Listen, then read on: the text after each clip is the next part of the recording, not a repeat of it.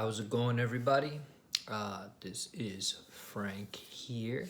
Frank was too tired to write an edition of the newsletter today, but I found myself thinking a lot about the last edition of the newsletter that I wrote, setting the stage for a new renaissance. And this is something that I deeply believe it is a big part of my thesis with Bitcoin. I truly believe that people who are furthest from the effects or the benefits of the Cantillon effect. If you want to learn more about that, you could check the description for this video. I think will benefit the most from something like Bitcoin existing in the world. And so I've had this idea for a while, this idea to start something called New Renaissance Capital.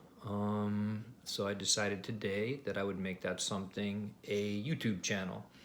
And what I really want to explore here is I want to explore what particularly Bitcoin adoption looks like on the ground in places where there are circular Bitcoin economies, like I think it's Bitcoin Akasi in South Africa, Bitcoin Beach in El Salvador, and in some of the other circular economies that exist.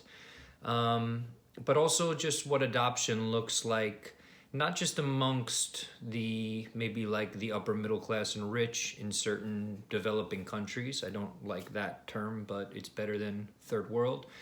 But I want to sort of go on an exploration of what adoption actually looks like and to discuss with people, hopefully from countries all over the world, what this adoption will look like. And I had a few signs that sort of came to me this week that made me think to do this. One, I was actually listening to an Eckhart Tolle lecture, and he talked a lot about, or he spoke in the lecture about, following your curiosity online, sharing what you know online, trying not to be mean or to sort of contribute to the toxicity of what often goes on the internet. I can't always say I'm not guilty of that. I do tend to voice some of my frustrations and anger in the newsletter, but that's okay. And yesterday I got a new bike for training, and I had it set up, and I took a lift back from where I had the bike set up to my apartment. The reason I didn't ride the bike home is because I had another device with me that was quite heavy and I needed to take a car home, but that's besides the point. I took a lift back home and I was speaking with the driver, who happened to be from El Salvador. And I don't usually sort of initiate anything that might become a political discussion, or here that I guess outright was a political sort of question, but I asked the driver what he thought of Nayib Bukele, the current president of El Salvador. And I asked because whenever I ask El Salvadorians about Bukele, whether it's his decision to make Bitcoin legal tender, or what he's doing to jail a lot of the gang members in the country, which is something I have very mixed feelings about. The El Salvadorians tend to very much support what he has done. They're generally speaking a bit more skeptical about the Bitcoin side of things, but they're very much in favor of sort of making El Salvador a bit safer. Like I said, I have very mixed feelings on that and how he's going about it, but again, that's not necessarily the point. The point is more to hear from people who are on the ground in these places about what it's like to be there. And I have a genuine interest in this as someone who has lived all over the world, some developed countries. I've lived in Japan, in Italy, anywhere else in the developed world? Japan, Italy, and then I also spent some time in the developing world, in Venezuela, in Ghana, in Namibia, and traveling around Latin America a lot. And for most of my life, Anyway, let me quickly go back. Sorry.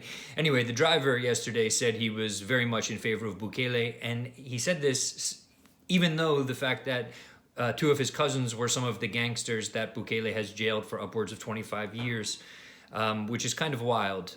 So yeah, I don't know. I enjoyed simply hearing what he had to say, not necessarily agreeing or disagreeing with it, but I realized that I wanted to have more of these conversations. And part of the reason I realized this is, like I said, I have lived in a lot of other countries, and I love engaging with people. I love speaking with people from these countries and learning about what goes on in these countries and what real solutions to things look like. But I also just finished working on what came out to be about a 47-page document for Finder that will turn into a web page, and it's on global crypto regulation. So I basically researched what about 170 countries in the world, or how 170 countries in the world are currently regulating crypto assets.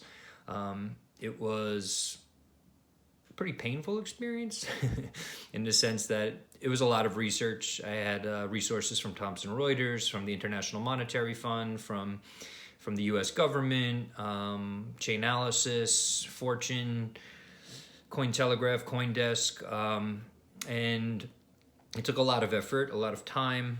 Some of that time and effort was put in while I've been recovering from my 4 wisdom teeth having been taken out, which was quite challenging and painful. But I really loved the process. That page will be up soon, and I'll surely share it. But it really made me wonder, again, what adoption looks like on the ground. Not so much what do governments think of it, because as I've said in the newsletter a few times, I think most people will come to an asset like Bitcoin out of desperation, when all else seems to be failing, or when they've maybe looked into other options for anything from how to get out of debt, how to preserve wealth, how to get money into a country or out of a country. I think that a lot of people around the world are and have been coming to Bitcoin. And this, I think, is one of the most fascinating use cases for the asset, or just the nature of the asset being permissionless and borderless is utterly fascinating to me. So again, I've been thinking about all of this stuff for a while. I've been on the fence about making YouTube videos, but then I think back to a lot of the people that have inspired me in this space. I'm a huge fan of podcasts like What Bitcoin Did. I'm a huge fan of people that often speak on podcasts like Caitlin Long and Jeff Booth, people that speak about Bitcoin in a very sort of sober and informed manner. They're not talking about the Lamborghini they're one day going to buy, or the steak that they eat because they own Bitcoin and you have to eat steak if you own Bitcoin, and other sort of bullshit like that. But I do genuinely look at it as one of the most fascinating potential tools for empowerment that the world has ever seen. And I care these days a lot less about the ups and downs of the price and reporting on that than I do about, again, what adoption looks like and what this might mean for certain countries. And even in starting to have some of these conversations, not on camera, I've realized some of my own misconceptions about it. For example, I spoke with someone the other day who used to be an executive assistant to the president of the Philippines before Duterte. I can't think of that president's name off the top of my head. But when I was looking at data from Chainalysis, the data said that the Philippines right now is number 2 in terms of crypto adoption in the world, according to whatever metrics they used to rate that. And I said to him, I was like, oh, that's fascinating. Like, what do you think Filipino people are buying, or why are they buying? And he's like, oh, that's just for money laundering. And that's a real thing, and that's a concern. So I'm going into this idea of making these videos for New Renaissance Capital, which will hopefully be a lot of interviews, less of me just talking, with the thesis that I think Bitcoin can usher in a new renaissance that is not bound by borders.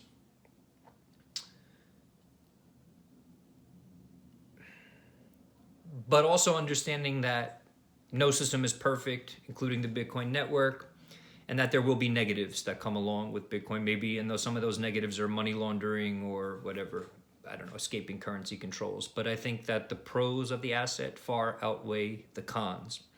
Another reason that I want to shift over to video a little bit is because I write all week at Finder. I love my job. I'm very grateful to have the absolute privilege to now sort of research and study Bitcoin, crypto, to get paid to do it. Again, I find it utterly fascinating, far beyond sort of the price action, just sort of what sort of societal impacts assets like this existing in the world, mostly free of government control, will have in the world, or have on the world.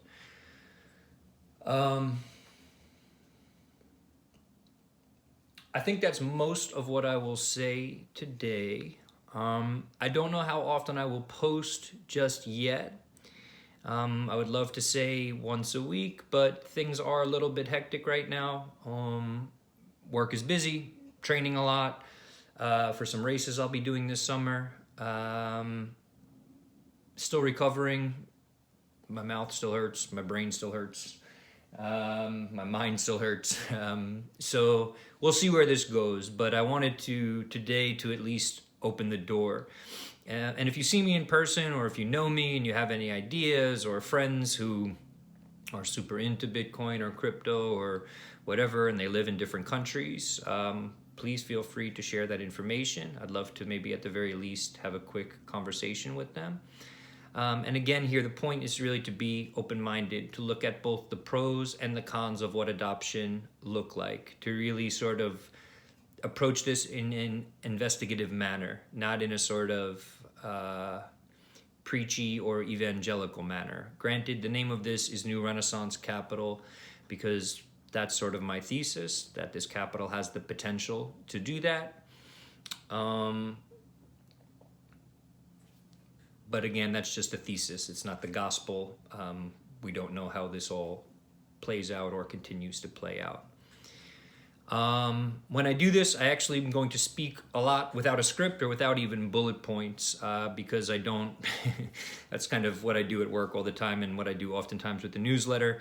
I'm just going to try to speak from the heart and share what's on my mind. The last thing I will say, it's been an absolutely insane week in markets. We just saw Silicon Valley Bank fall apart. We saw Silvergate Bank fall apart right before that. What I think is happening is that, I don't want to sound too tinfoil hat-ish, but my guess is that the Fed knew that some of this might happen, isn't super concerned with it, because I think it's easier for the Fed to have less of these smaller banks exist and to just have most of their communications be with the big four banks. And I think it's kind of wild to see a bank like Silvergate or Silicon Valley Bank blow up and the repercussions that this is having. And I think there'll be more contagion and more bodies will rise to the surface, which is very sad. I don't want to say it seems like it's part of a plan, but it might be, because the other effect of this is that now that people realize that anything over any money that you have in a bank that's more than $250,000, for any amount that's over $250,000, you're just an unsecured creditor for that amount, which means that that's not really your money, right? So it's kind of weird because now we're in a world where like banking is a scam and some crypto is a scam. So what is money and what are we doing with our money? And I think what we're starting to experience here in the United States is stuff that people all over the world experience all the time. I used to live in Venezuela. I saw money become worthless. I saw what that process looks like. It's absolutely brutal. Another thing that a lot of people maybe that read this newsletter or follow me don't know is that I actually learned a lot about money from for the person that I worked for when I worked in Ghana, developing a trade school there. I worked for the gentleman who developed mortgage-backed securities. He created the actual product, mortgage-backed securities. I was his waiter at a restaurant. We got to talking. He asked me to do some philanthropic work on his behalf, but I also got to have some pretty great conversations with him. And so it's weird looking back on some of this time that I spent traveling abroad, and one was working for this guy who created this financial instrument that obviously was a kind of, I don't know if it's the linchpin or a big part of the reason for the 2008 financial collapse. And then from Ghana, working for him, I moved to Venezuela, watching currency debasement happen in real time and watching people react to that. And so I sort of had this, I have a bit of an informal education with money, and then also sort of like an on the ground, in person. I've seen some things with my own eyes, and I think again that also sort of inspires me to learn more through conversations. To see what's working, to see what struggles there are around Bitcoin. I think for a lot of people, they would argue that maybe custody is a big issue, and I think that solutions potentially like Fedimint. I'm not going to get into what that is here, but if you know it, I think that's a cool potential idea. But I think when solutions like custody change a little bit, when custodial solutions get better, I think things might change in terms of adoption a little bit. But again, I also, last thought for this video, every week I sort of collect all this information. The majority of it, frankly, is quite depressing. This person did this, and Gary Gensler did this, and this, and this, and this, and this attack, and this blow up, and blah, blah, blah. I don't like being, it's not that I'm being negative, I'm just reporting on stuff that sort of has dire consequences for a lot of people. And what I'm looking for here is more the light, more what solutions might be out there versus focusing on what's going wrong. I think we're all experiencing what's going wrong, whether we're completely conscious of the reasons for why it's going wrong, but everybody's paying more for food. Everybody's dollars, they're purchasing less. So we're sort of experiencing this. We know that, so I want to be a little bit more solutions focused, oriented, and not prescriptive in those solutions, but literally talking to people, seeing what rises to the surface from those conversations, and hopefully just sharing that with the world through video. I think that's about all I had to say. I know this was a little choppy, a little bit jump aroundy, but going more for vibe than I am for a perfectly scripted video here. Anyway, I think we'll just about leave it there. If you're watching this video and you're from another country outside of the US, you're into Bitcoin, or you know a little bit about Bitcoin adoption, or even if you're from the US, if you're interested in having a conversation, please reach out. Production quality for these videos will get better over time. Again, I'm not putting too much effort into that. More trying to focus on vibe and putting a message out there than I am on production right now. But yeah, we're heading into we're in the midst of some really trying times, and I don't think we've seen the worst of it yet. I mean, I hope we have, but it doesn't seem like that. It seems like there's going to be a lot of competing ideologies around money, the politics that's around money, finance. I think it's important to maintain an open mind, to try to figure out ways that might serve the common good, but also preserve the rights of the individual, which is a tough balance to strike.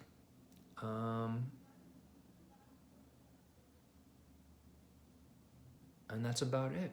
I don't want to think too much. Just wanted to kind of share what was on my mind. So if you watched this far, I appreciate it. It's the first video for New Renaissance Capital. If you've been reading this email, this newsletter from the beginning, or if you just started, I just want to say thank you.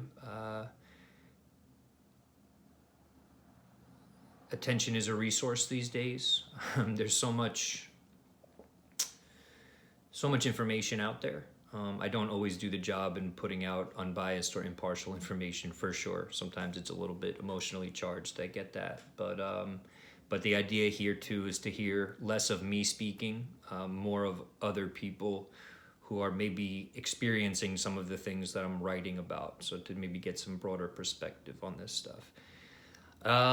we're about to hit the 20-minute mark, so I will leave it at that. Thank you guys for listening to the first video here, and I look forward to seeing where this experiment goes. Thanks a lot.